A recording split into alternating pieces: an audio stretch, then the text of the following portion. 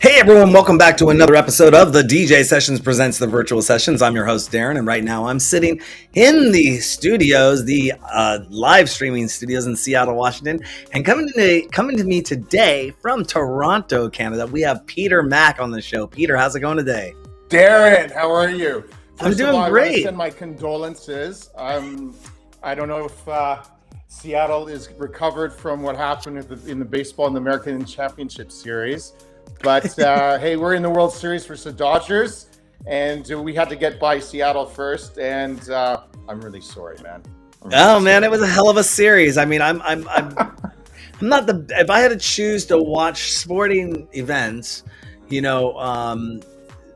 I'm not a huge baseball fan, like regular season watcher, but watching them make it that far. I mean, we go to games all the time. The games are fun. I went to Game 7, and I mean, they played amazing. Not as good as Toronto, of course, but they played amazing, Seattle. Yeah, I mean, it was just like, just to have it elevated, the energy in the city and everything that was going on is awesome. I mean, we got some good contending sports teams here, football and baseball. We need to get it's a great sporting city, yeah. Yeah, we need to get our basketball team back. I think. And you got the Kraken now. The Kraken NHL, yeah, they're pretty awesome. Of course, being Canadian, hockey's very important to us. So. Well, and that stadium too, that revamp on that stadium, Climate Pledge Arena, which used to be Key Arena, that I grew up with. It's a beautiful stadium. I mean, very, very awesome. Been to a lot of concerts and games there as well. I remember the Kingdom. Yeah. Oh yeah, the Kingdom. I kind of grew up in the Kingdom. I mean, that was a fun concrete floor that they played on. I don't know how those football players took it, because all they did is they laid down the green stuff. They felt it wasn't a grass stadium. I know what they do. Well, we have a covered stadium as well, the Rogers Center, but it's only used for baseball. So. Mm-hmm.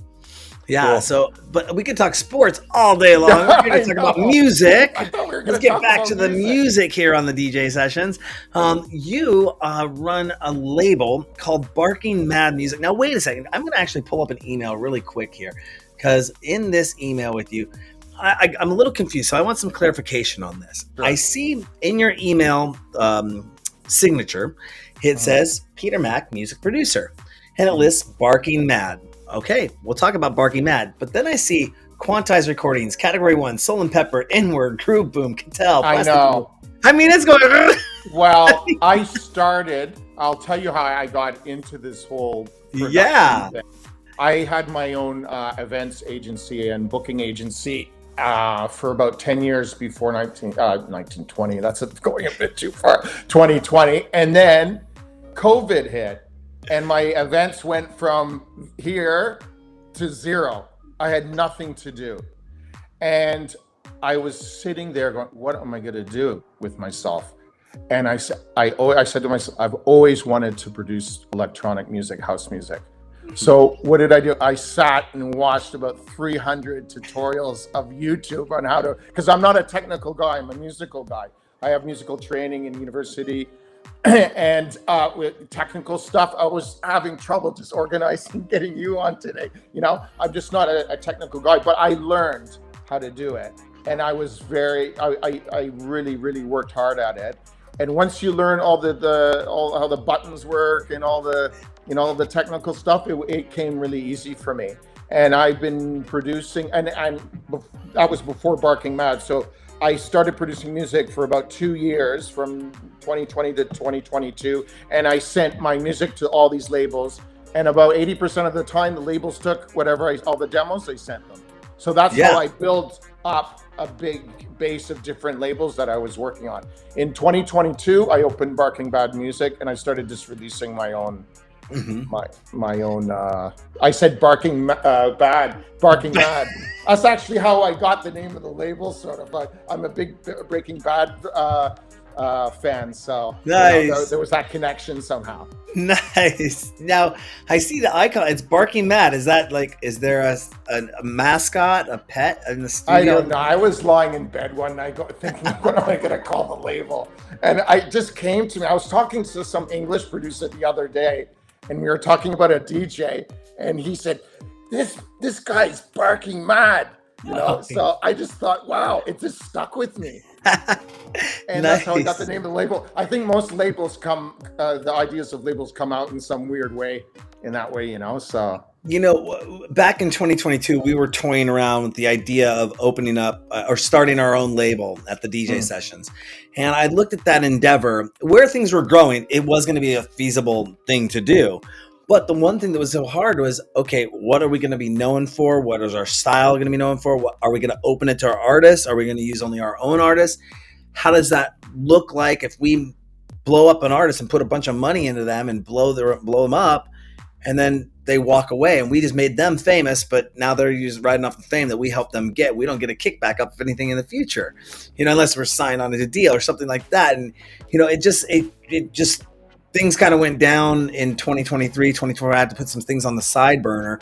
But I just saw that almost like I don't have the time to listen to 300, 500, 1,000 submissions a day. Yeah. If you open up the floodgates like that, how do you manage that with if it's just your own label? Is your own label just for you, or are you looking I mean the majority of the tracks are my tracks, but every fourth release I put another artist on the label, and I have some favorites, of course, some favorite producers. I like working with the Mexican producers because they're putting out a lot of great Latin house stuff. And just a little bit about the label. The label, I started primarily as a real deep house label, and then now I've expanded to soulful house and Latin house. And so it's basically the three genres that I really love myself personally, what I like to DJ. Actually, DJing, that's not true. DJing, I really love deep house music. I love it. That's my genre. That's house music is my go-to. It's kind of, you could say, what I was raised on in the electronic music underground culture growing up. I mean, just you put a good house beat on, whether it's in the afternoon, at the beach, in the nightclub, even at a restaurant eating dinner, it's like, I'm in the mood. Nice. It's not like hands in the air type of music. Yeah, but cool, it definitely is elegant, getting you on the floor, booty shaking and moving, and the soulfulness of house as well. The lyrics that get the lyric. I love the guitars. I love the horns that they put in there, and the lyrics. Just I was describing years back. You probably know the track. I can't remember it off the top of my head, but I had this whole house music compilation. It wasn't a disc. It was just like somebody spun the whole thing and put it together. And the way it starts out, I go, "You want to know what house music is? Listen to this. This is the stuff from Chicago in the 90s. I think personally the golden, and I'm showing my age here maybe, but the golden age of house music for me was the 90s. 1990, not the 1890s. That's going a bit too far back. 1990s. I really believe that. But, I lived in Spain when that whole thing was happening, and I was a promoter. And I was lucky enough, working as a promoter, that we brought some of the, the big American house DJs over to mainland Spain, not Ibiza, because Ibiza they were bringing them since the 80s. But we brought Frankie Knuckles, who passed a couple years ago. We brought David Morales, we brought Carl Cox. We brought a lot of house DJs that were popular in the UK, but weren't popular yet in mainland Europe. And we started promoting parties with those type of DJs, and it really took off. Probably because we in the coast in Spain, they had a lot of English tourists, so that helped a lot. How everything grew. But it's funny. It's fascinating how house music started from some warehouse in Chicago, and now it's like a global phenomena, really. It's funny you mentioned David Morales, because his name just came up in an interview I did previous to this one today. And I was like, wait a second, I think I've had David on the show before. And I typed in Dave on my website. I was doing a search while I was in the middle of the interview, and it didn't come up. And then I typed in David, and sure enough, I did have him on the show in 2022. And I was like, I thought I had David on the show. Yeah, he's one of the fathers of house music, especially the American sounding house. Yeah, very fun interview. I mean, I don't think I've ever had an unpleasant interview with anyone on the show. And I know we were doing a little talking before the show that the ego in the industry. I'll try to tamp it down. Don't worry about it. I mean, like I said before the show, there's only a few things you can't do or things I won't discuss on the show. But, that is one of the things that I've encountered, as I was telling you pre-show. I actually had 3 encounters. This is so crazy. It's on that subject. I've had 3 encounters in the last month with a very big name in the industry, very big. I mean, big name, and was kind of had an EU moment, like, what the hell, dude? And then another person locally in our how embarrassing on life. It was. No, I tore them a new a-hole. Like I said, oh, you want to play Facebook war with me, dude? Let me throw a thesis on you for asking such a stupid. That takes so much energy. You know, I was like, no, dude. I mean, basically, I can't name the name. And my Facebook is kind of friends only. I got 3,000 people there, whatever. But the point is, I came back and the person was attacking me for the way I post online. And I was posting. I don't understand how people have such energy for doing negative things like that. It's such negative energy. Yeah. And it was kind of like, it was an attack on my style of posting. But I learned after 2020 that I used to give away 98% of my information away for free to help to lift up the community. I didn't ever, because anything I could do, you could find out how to do it online. I mean, it wasn't a secret, but a lot of people in 2020 were knocking on my door, asking me, how do I do this? How do I do this? How do I do this? How do I do this? Yeah, because no one could leave their house. Yeah, and I'm kind of sitting there going, okay, I'll help you out. I'll help you out. I'll help you out. But what I found out, I was helping everyone out to, in a sense, make them my competition.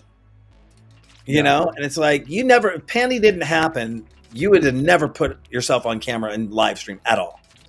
Yeah. And here you go, you don't want to work with the guy that's been doing it. You want to take his information and go. And I'm like, finally, I dropped it down. I give 97% of my information away for free now. You know, but that 1% can be a crucial part to any piece of the puzzle. But yeah, this person comes online and hits me up like that. And I'm like, I'm very famous, or not famous, but I'm known for vague booking, if you know the term, because I know that when I put stuff out there, the ideas I'm putting out there, I want to be the first one to have. I'm not going to post the ingredients of my recipe. I'm going to say I'm making cupcakes, but I'm not going to tell you what's going into the ingredients of the cupcake. And if somebody comes to you and says, why do you always post about cupcakes, but you don't put the ingredients of your cupcakes online? First of all, fishing for info. Facebook, I can do what I want. That was the first rule. Second, there are no rules to social media. That's true. You know, and I mean, I just laid into like that can be a good thing, that can be a bad thing. Yeah, and I was like, cool. But then again, locally here, I had somebody commented on a post I made, and they said, "Is it going to be this location?" And all I put on there was simple, N-O, smiley face. That's all I put. There was no other context outside of that could have led or read into that. Nope, smiley. I literally say no smiley face, like nope, good guess, but no. Yeah. This person comes back, literally my DMs, and goes, first 3 letters, WTF. How can you actually joke about a business going out of business? And I'm like, what are you even talking about, dude? I simply said no smiley face, and you're reading it this whole way and then coming at me sideways. Yeah. Based on context, and I know we're getting a little off tangent here, but I'm like, I went off on it. I started all caps this person. Like, you're the reason why Seattle's dying because of this kind of crap and this kind of egotistical bullshit. And you didn't even ask me. And then he tries to backpedal and says, why are you so angry? Dude, I'm responding in kind to your stupidity. You know? I'm sorry, but I don't have a threat. You're not going to come at me sideways like that when I know, even the person who saw that, when I reposted about it, he goes, dude, I didn't interpret your comment like that at all. And I'm a very jovial kind of guy. Anyways, that ego. But then again, I think that's a whole thing of being paranoid, sense of entitlement. There's a lot, the entertainment industry is a messy place. Let's be honest. I love the music. I love making the music. I'm not a person who's on Twitch all the time. I'm more in the background, except when I'm DJing, which I love, but that's in front of a live crowd. That's a different thing. But to be honest, there's a lot of it's a sleazy business. Let's be honest. If we're going to be honest, let's be honest. I try not. And there's a lot of sleazy people. There's a lot of great people. There's a lot of amazing people, but there's a lot of sleazy, cutthroat people in the business. It's just the way the business is. I think any art business, movie business, fashion business. I mean, it's just the way it is. You know, any art form business is going to have a lot of trashy things happening. Exactly, and it's just unfortunate because I tend to live in a positive mental influence kind of environment. I do put everything down on paper, though. I'm very contractual. People come, they want to be a resident DJ with our show. There's 6 contracts they got to sign before they come on, and most of them, they don't know the industry. It's there to protect them and protect me from any sleaziness, so I don't get branded for being sleazy. Some people, they don't get it, and they think, oh, he's trying to have me sign contracts. Like, he must be sleazy. Like, isn't that how professionals do it? Exactly. Yeah, that's writing. Crazy. People. I mean, I'm on the other side of the business, on the business side, and we get everything. We don't do anything without. Nothing's handshake anymore, and that's where the sleaziness, where it can slide down a slippery slope. And then people say, well, you told me it was going to be big. Well, what's your version? Well, another thing I want to touch on is, house music started as house music in Chicago and slowly grew. And then the English started getting into it. And then techno started in Detroit and became popular in Germany. And it's been on a line like this, the popularity and the money. And the money's becoming crazy. DJs are getting insane amounts of money. And when the money equation enters it, big money equation, big assholes enter the equation as well. So the state of the business right now, in my personal view, the whole EDM thing. I mean, the music's not good. It's all visuals. It's all hands in the air. That's not the real the organic producers. They don't want to see it go that way, but. Again, when money gets involved, big money, the corporate guys get in. It's happened to the movie industry with all the superhero movies. There's, the Martin Scorseses and the Paul Thomas Andersons are on one hand, but, there's all the superhero movies. And it's the same in electronic music. 90% of the music's crap, sorry. That's the way I feel. But there's a lot of great music coming out still. And that stuff tends to be ignored by the mass public, unfortunately. Yeah, unfortunately. And it happens in every entertainment art form. Movies, it is what it is. Well, and that's one of the founding reasons that we started the DJ session so many years ago, was to basically feature the artists that were maybe more underground, local, but get them out to the world, literally via live streaming, via podcast, and show them off, show the talent off that was going on. But, coupling that with some eye candy, obviously, as I was telling you before the show, when I first had that big name artist come and play on our show, I kind of went ding, ding, ding, light bulb. Maybe I should, instead of asking just for interviews, maybe I could have him come by and play sets too, and then kind of co-mix that. But our founding mission will always be to help out not necessarily the underdog. I don't think of it as an underdog, just the artists that maybe don't have it within their rapport or their Rolodex or the connections of the money to propel them to greatness. Or how many Instagram followers they have. Yeah, IG. Yeah, there you go. There's a big one too. That's another big one. I had an artist, DJ, come to me recently. He's like, well, the reason why I'm going to come on your show and I should be on your show is because every time I play in a different mix. And I was like, as opposed to what? Playing the same thing every time? You get a lot of fringe people coming into the business because there's so much money, potential money involved. So you don't get the really die-hard, house heads. You get a lot of people in it for the buck. Let's be honest. Yeah. I mean, I totally respect, female DJs. There's some amazing female DJs out there, but there's a lot of them just propped up there with their pre-mixed sets. And they look good, and it's all visual thing, People aren't even listening to the music because they're too busy filming the person. You go to a gig, some of these EDM gigs, no one's dancing anymore. They're just filming. It's crazy. Yep, I'm very aware of that. Anymore. It's insane. It's been a topic I bring up at every show, and I'm getting ready. I have my contract out to a venue space here in Seattle, holds about 350 people, and hint, hint, one of the things we're going to be doing is no cell phone use in the entire I think venue. That's an amazing policy. It's destroyed the dance floor. Yeah. I was in Berlin last year, went to a club, walked up the door, nice bouncers, nice security guards. Okay, your phone. Handed my phone. They go, sticker. And I went, this is cool.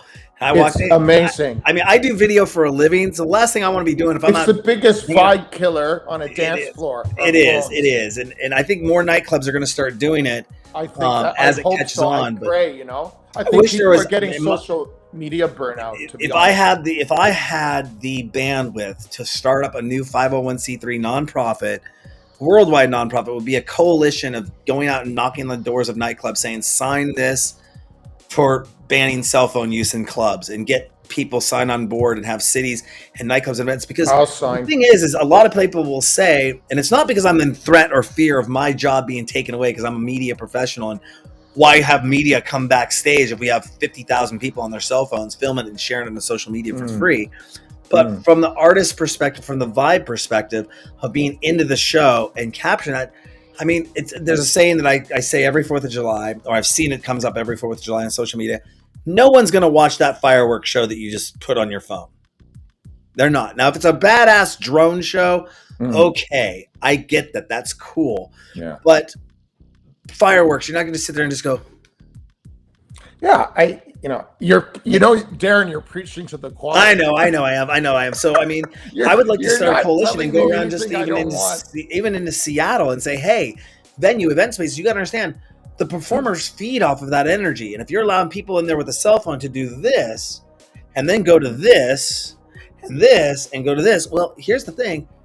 They're recording on your premises. You don't have to give them a right to record, 1. Yeah. 2, the artist's work is copywritten. Okay. 3, they don't have a license to distribute that music and put it up online. Technically, they should be getting copyright flags all over the place for doing it. Yeah. But 4, if they're spending this much time, if you take the average person and they're spending 15 to 30 minutes of their total time, or a quarter of their time, or 15, 10% or whatever their time doing that, they're not in line buying drinks.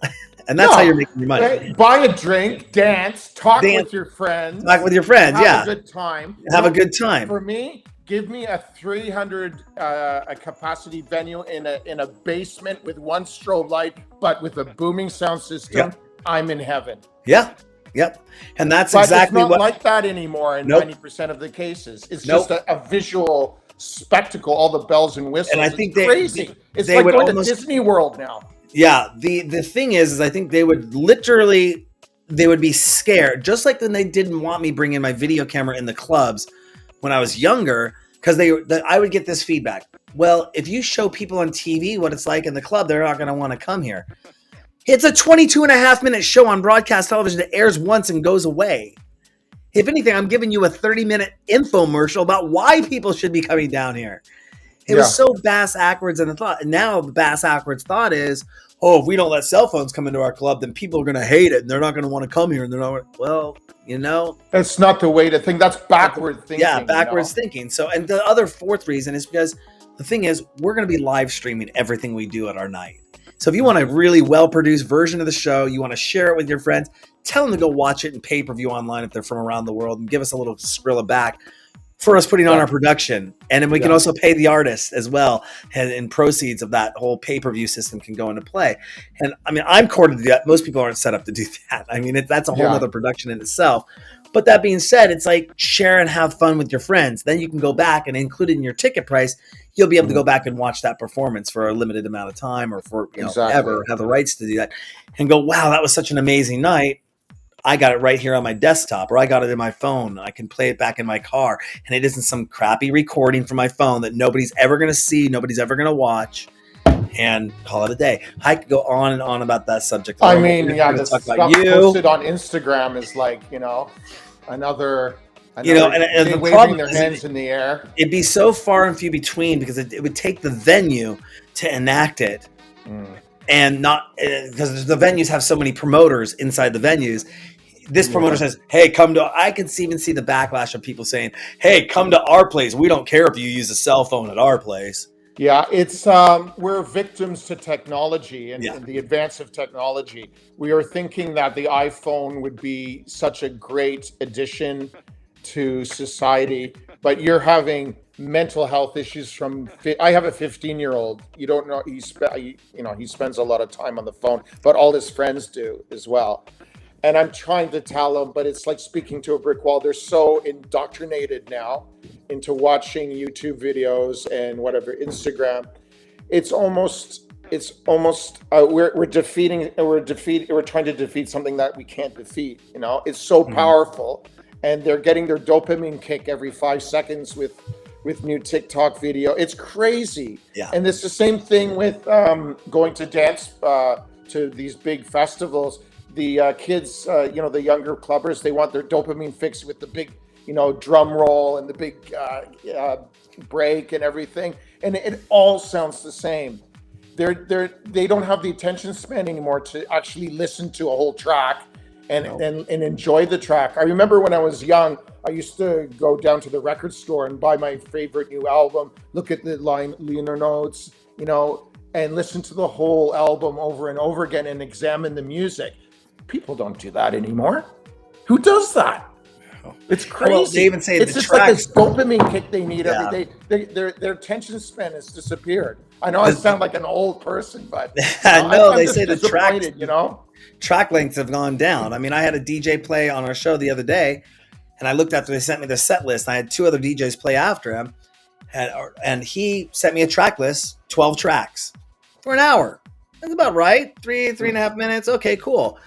The other DJs, 36 tracks in an hour.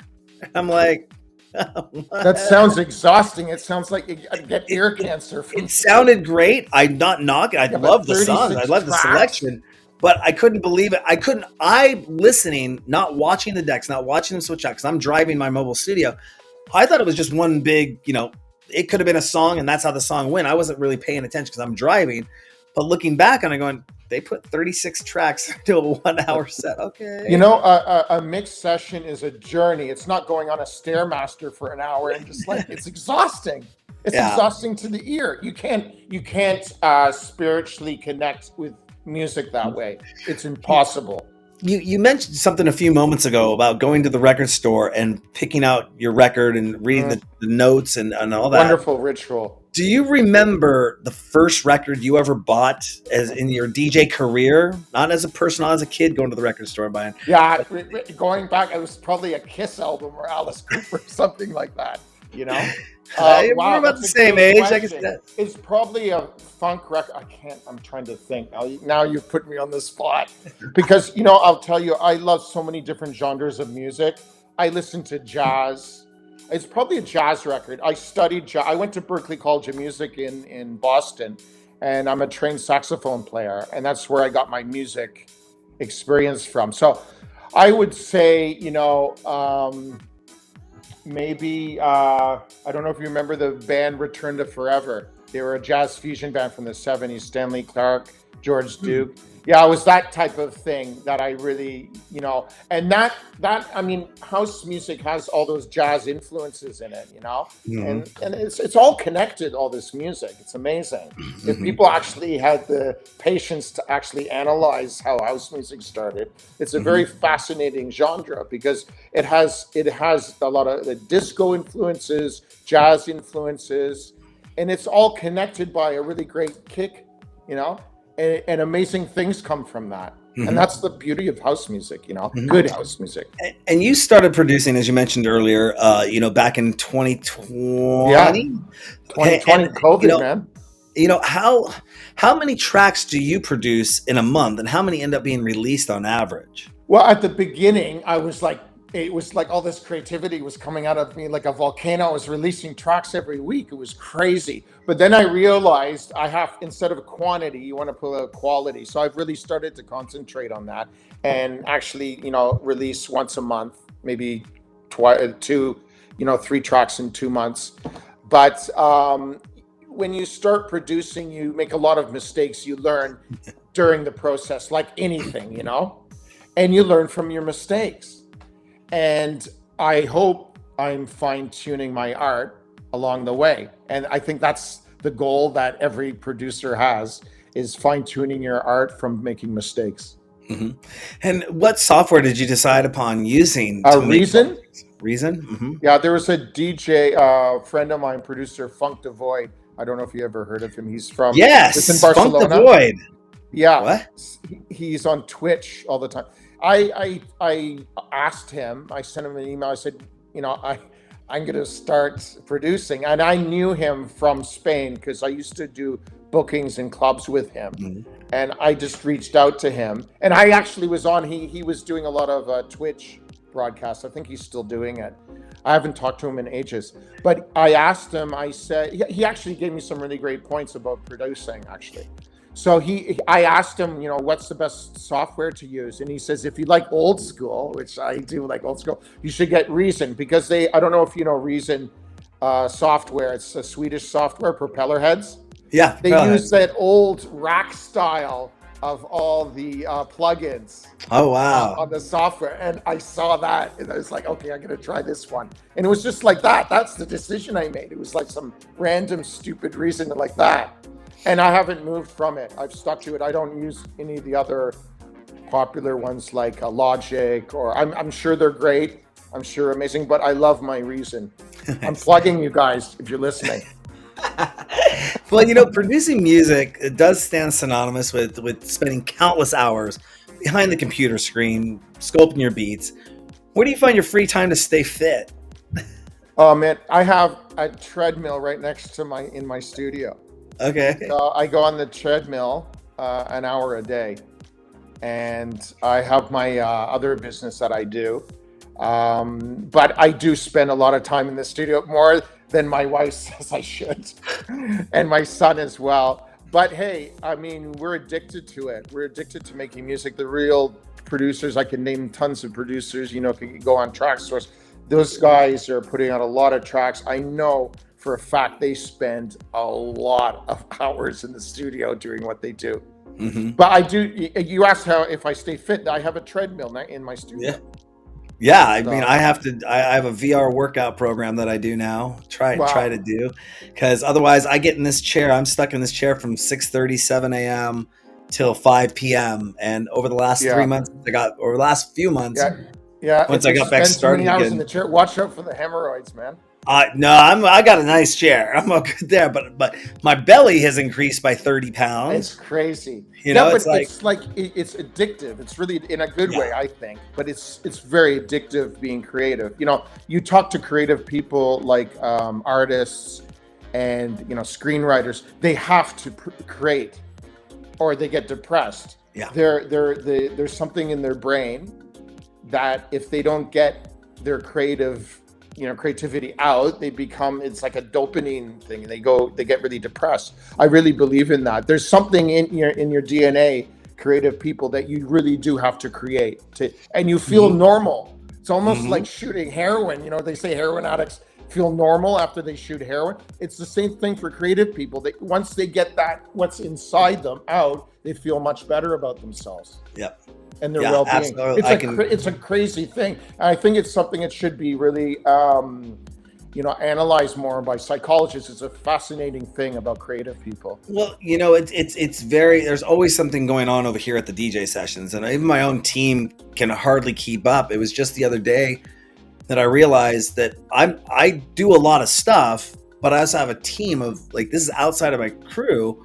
The DJs that play on the show, that I have about 14 different people that do different things, whether it's app development, web development, live streaming, paywall development, PR, all that fun stuff. It takes a team to build all this stuff. It's crazy. I spend so much time making music. I try to, kick myself. I have a release coming up. I have to do the social media. I have to do this. I have to do, I have to talk to people. It's crazy. It takes up so much of your time, but it's in this day and age, it's necessary, because the main thing for me is I want to get my music out. I want people to listen to my music, and what I've done. I think every artist is the same, even if they say they don't want that. It's you want people. The reason you create is for yourself, but it's for making other people happy. And when you get I get a message on Instagram saying, "I love your music," man, that makes me feel so good. Mm-hmm. And ego, but they're actually liking the music that I put so much effort into. Well, it's always great to get positive accolades, or people tell you you're doing a good job, or that I love when somebody sits back and goes, "That was an awesome interview." I'm like, "Thank you, cool," or I had somebody, The gentleman I was interviewing today, he went and watched the interview I just did with Martin Jensen. And the funny thing is, I asked him a question. He goes, "You asked Martin Jensen that same question last week." And I went, "Shit. Whoops." Yeah, but I mean, I think the fact that people are like connecting to all the work that you're putting into something in whatever you're doing, a screenwriter, writing a movie or anything, that's a big hit on you, not just ego, on just the whole creative process. Yeah. Speaking of creative processes, you just released something with Quantize. Yes. Tell us all about that. Wow, that's a biggie. I've been a big fan of DJ Spen for years. He's the godfather of soulful house, in my opinion. And I got together. I always wanted to do a track with this amazing singer from South Africa. His name's Earl W. Green. I swear to God, you would think this guy's from Chicago, but he's from Johannesburg. And he has such a soulful American voice. I heard some of his music and I couldn't believe it. This guy's from South Africa? I mean, guys, check out, you can find it on TrackSource, the track. This guy has a more soulful American voice than like half the soulful singers in the States. It's amazing. So I used to wanted to work with him, and I sent him a message, I think on Messenger. And he answered me and said, "Yeah, let's do a track. Send me the music." So I worked on the music for a couple of weeks, sent him something, and he killed it. He put on some vocal tracks on there, were just amazing. And I finished up the track. I mixed, edited the vocals, fixed it up, arranged it. And I said, okay, I think this is the track I'm going to send to Spen. So I sent it to Spen, and he replied immediately, said, this is hot, man. I'd love to sign this. And so that's how it began. And they've just finished doing a remix of the track. I don't know if you know the producer in LA, Real Soul. Sounds familiar. Yeah. And Spen did the remix with Real Soul, and they did this amazing remix. And it's already in the pre-order charts at the top of TrackSource right now. Nice. So, and it's coming out on Friday. I'm plugging. Yeah, plug away. And I hope you guys, whoever's listening, should listen to it because it's quite a piece of music. I'm definitely I would put that on my to-do list because I am a huge house music fan myself, and I love Quantize Spen's label is like is royalty of soulful house. It's an amazing label. Do you ever get fed up with making and playing music? And interesting question. Yeah, what happens when that happens? You go through phases. You get burnout. I mean, anyone gets burnout sitting in front of a computer for 12 hours straight or doing it continuously day by day. You go through, you do I'll do 2 or 3 tracks. And I say, okay, I have to stop for like a week. And you usually stop for 3 or 4 days. I'll say a week and then 3 or 4 days, oh, okay. And then I go back to composing again. But you do get burnout for sure. We're not machines, We're not AI. I mean, I'm not AI. There is some AI music out there, but that's another show, right? We could talk about. But you do have to. You can't continuously be creative and make music. You go through these phases where you have to take a break. Absolutely. I think I mentioned to you, I took a 8.5 month hiatus from basically late August last year till May of this year. I had no front facing operations. People were like, where the heck did Darren go?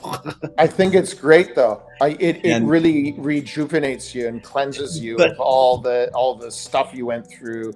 Yeah. I think it's a really healthy thing to do. I mean, again, we're not machines. Yeah. And because of that, I have propelled the DJ sessions into a place that it should have been in, that was going to be in 2020 until everyone jumped online and started doing the same thing in a sense of things. And then even in 2022, I made some decisions that kind of put things on hold and slowed the whole process down again. Yeah. So now coming back to the table 5 years later, or even doing this for 16 years, I'm now positioned to I don't want to say be more commercial, no sellout, but the partnerships we forged, like with MN2S, it's very awesome. We're super excited to be working with the team over there, the label services team. Yeah, they're great. I actually, they're my distributor for my label, and they do an amazing job.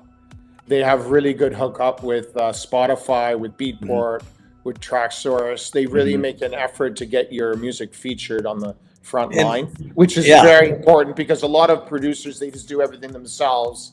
And you really need that push from a distributor. It really helps a lot. Well, and I had forwarded one of our artists who's looking for representation, more booking representation than music representation, but still, he can't really crack that nut yet. And in Seattle isn't the biggest music market. I mean, to have the movers and shakers in. It's really tough nowadays, because everyone and his grandmother wants to be a DJ. Yeah. But 90% of those people shouldn't even consider being a DJ, because they just don't have the goods for it.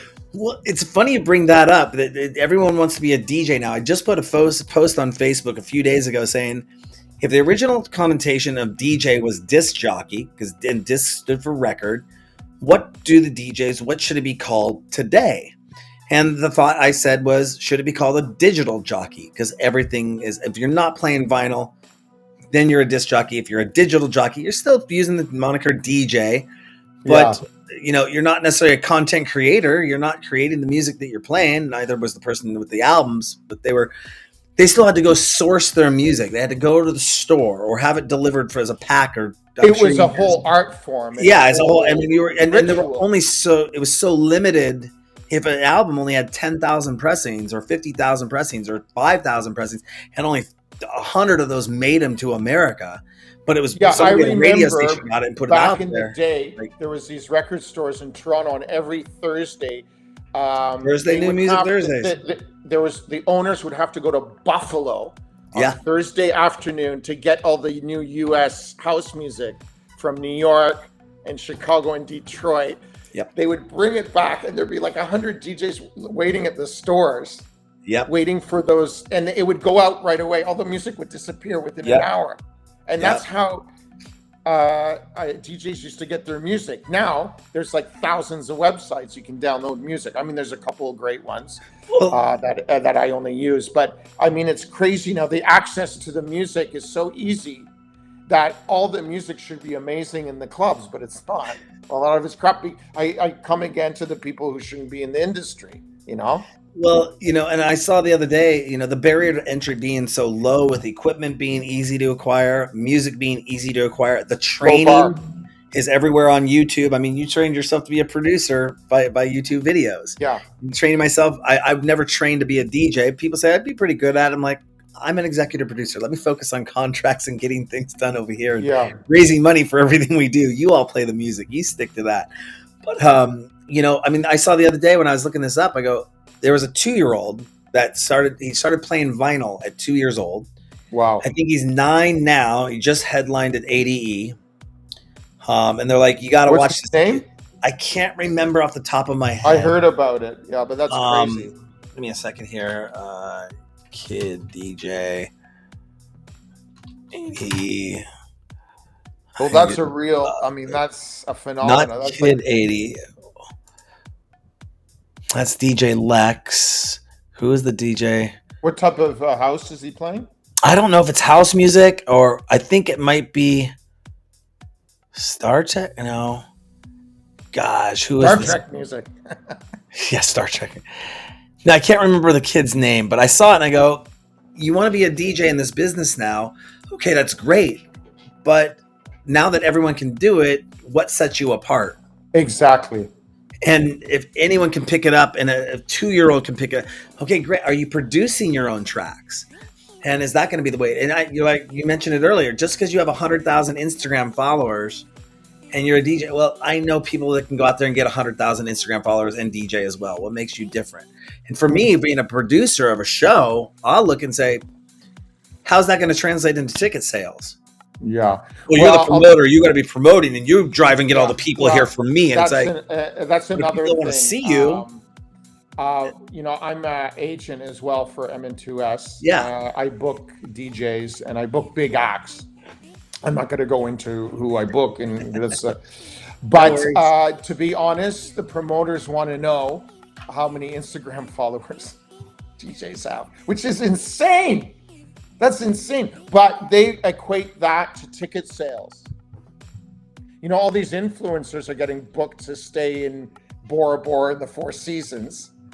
They don't have any talent. They just have a lot of Instagram followers. And they go there for a free vacation. It's insane.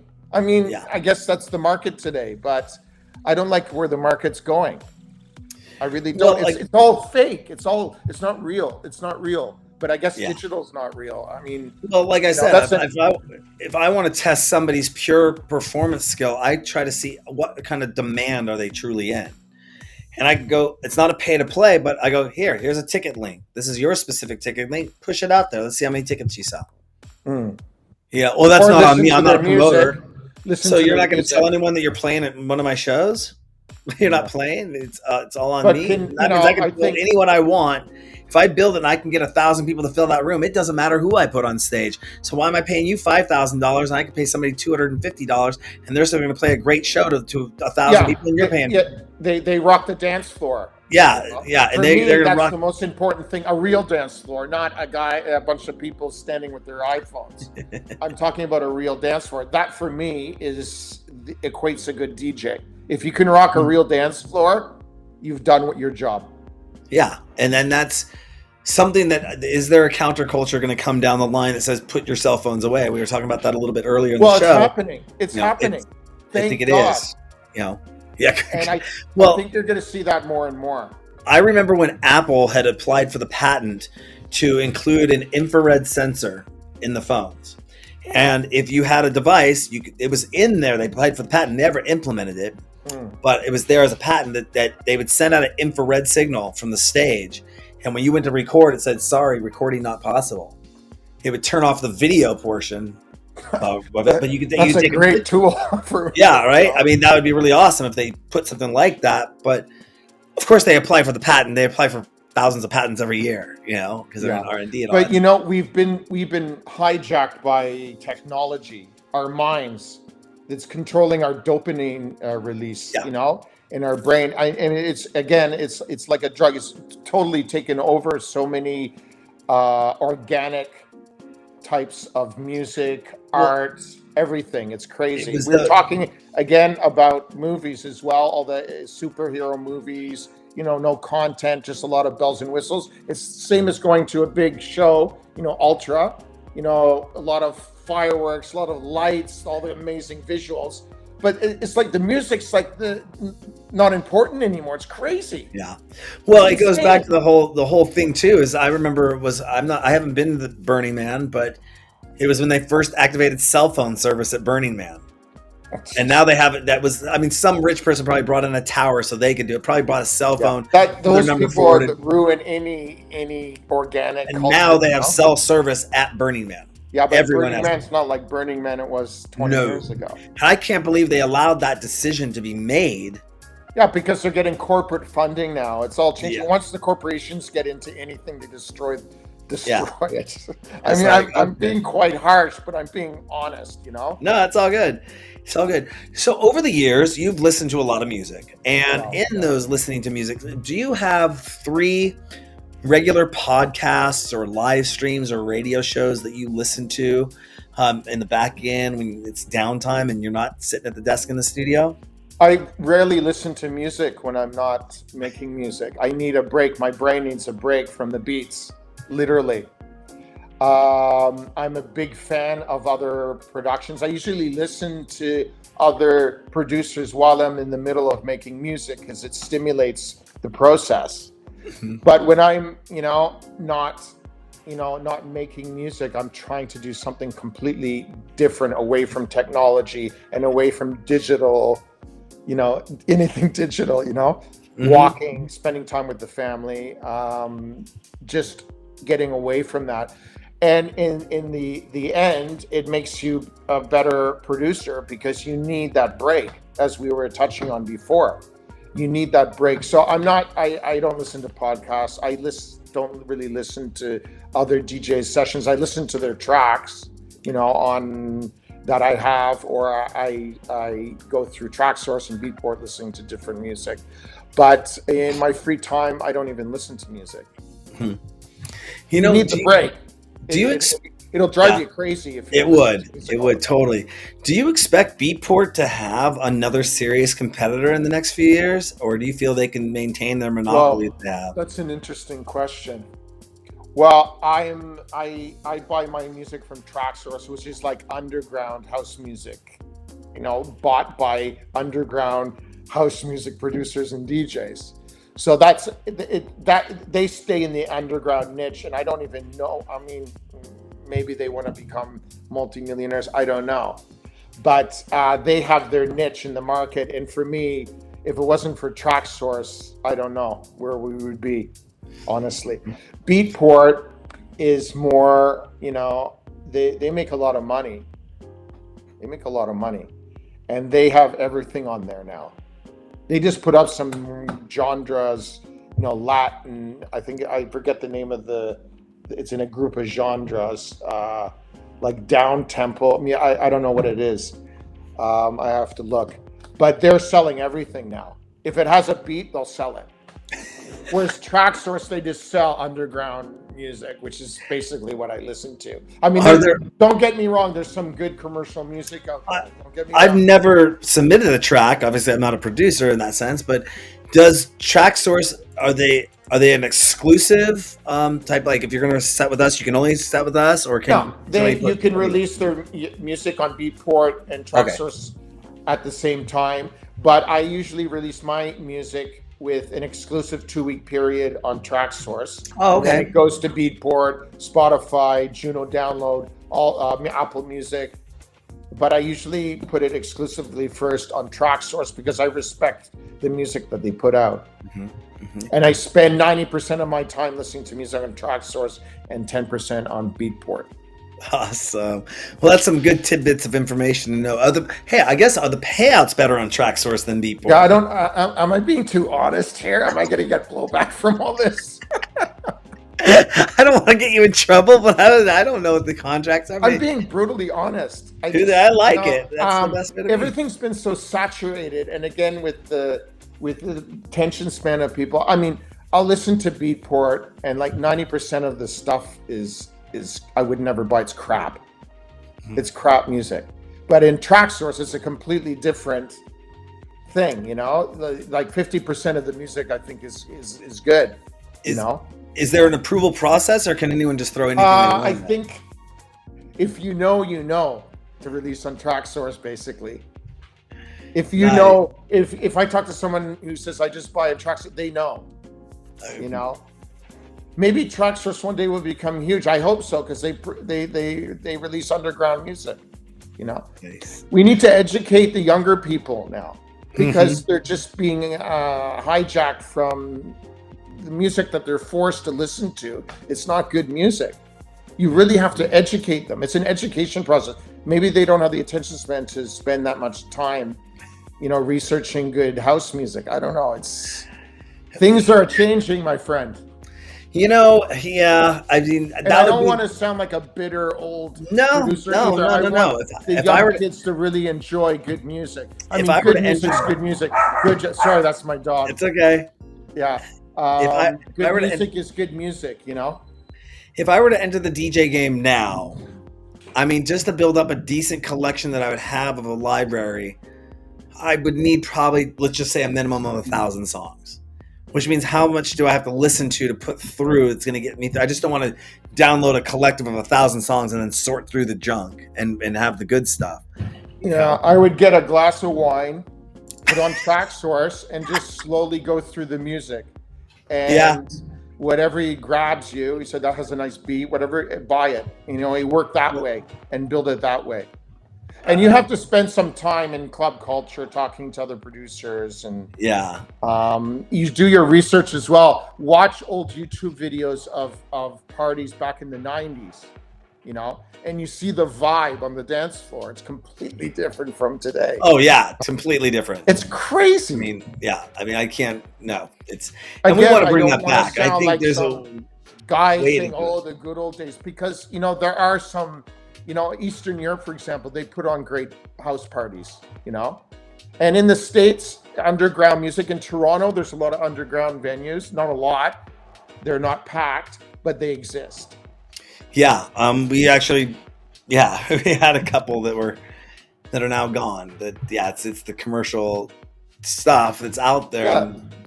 The money got involved. The thing is, every culture. Once it becomes popular in the mainstream, it's destroyed. But the underground always stays somehow. Mm-hmm. Because the underground stays, because that's where the good music is, and that's where everything starts from, you know. Mm-hmm. Totally. Well, we're going to hopefully bring back that underground feeling again with some of the events we're putting on. If not, translate that to the screen through live streaming and bringing that back out and showing people, hey, look at that. That place is packed and everyone's dancing. There's not one cell phone in the air. Well, that's because we don't let them in the club. Yeah. It's a good thing, man. I hope it spreads. The word spreads. I think it will. We'll pioneer it. We'll look at. I mean, we're not the pioneers of it, but I mean, that's the kind of again, the bottom line. The promoters and the venue want the bottom line of making money. You know, that's always going to enter the equation. But you can do it in a way where you make money and it's a great event of music. You know. Yeah. Yeah, I mean, maybe we won't spend be taking a bit less on the strobes and the fireworks. Yeah, spend more money on good quality DJs. Exactly. And so, on that note, is there anything else you want to let our DJ Sessions fans know before we let you go, Peter?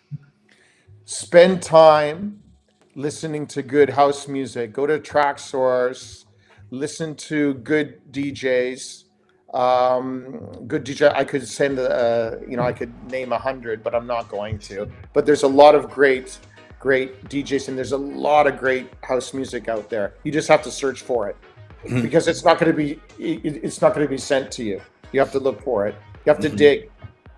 I think that's a really important thing, and I really want younger clubbers today to really listen to music. Good music, and not something that you're exposed to, that you say, oh, you have to love this track because we're playing it everywhere. That's not the way it works. It works by you have this great vehicle called the internet, and you can listen to anything, and you just have it's like going into a library. You got to pick the right books. You can walk through a library and not learn anything if you don't pick out a book, but you have to, you have the internet. Go to the sites that have really good music and listen. And I'm telling you, again, good music is good music. Mm-hmm. Yeah, that's what I wanted to say. Searching. When I first started the show, I had a DJ. I asked him, I said, how many hours a day do you spend looking for music? He goes, 3 to 4 hours a day. I went, what? I don't have. Yeah, but is he looking in the right place? There you go, too. I mean, that was 16 years ago. No, 16 years ago. You don't have to spend that much time. No, I don't think you'd have to. But even if you spend an hour a day. Stream now, the website's set up a way to listen to the music. You'll put on a track, and then they'll suggest, by listening to that track, they'll suggest like 16 other tracks that sound like that track. They make it now so easy to find good music or music that you would like now. So there's no excuse of sitting for 6 hours a day looking for music. You don't have to you can spend 20 minutes and pick out 5 or 6 good tracks, Yeah. And again, congratulations on the release with Quantize. It's coming out Friday. I'm super excited to hear that. Tracksource. And I will reach out to DJ Spen as well. Yeah. And it's coming out on Tracksource for 2 weeks. And then it's a main release 2 weeks from Friday. I don't know what that day is. It's going to be on Beatport, Juno Download, Spotify. That's another thing we could spend an hour on, talking about Spotify. Definitely could. That's all. Yeah. I was almost going down that route, but we had such a great conversation over here. I was like, I know. We'll save for next time. I know I'm going to have you on the show again, Peter. Thank you again for being here today. Where's the best place people can go to find out more information about you and what you got going on? Okay, you can go to my Instagram page, Peter Mac Official. There it is. Online, and I post 3 posts a week, mostly about music, sometimes personal things, but mostly about my music. Yeah. Awesome. Peter Mac Official. PETERMAC. Thanks for the plug, Official. Darren. Yeah, it was a pleasure. Awesome. We're definitely going to be following up with you. There's, like you said, we could probably start our own podcast series alone, which I know. It was great talking to you. I'm venting. You can tell. Yeah, it's all good. About the state of the music business, you know? I mean, I love music. I love the music business, but there's some things that have to be corrected, I think. Well, it's a side series that I started in 2020 out of this series was called the State of the Industry Sessions. And we'd sit down and pick a few topics. Wow. I actually have some people that that I pitched the idea to and saying, hey, we should sit down 30 minutes a week, once a week, and just take 2 topics or 3 topics. I think it's a great idea. And go, boom, let's do it.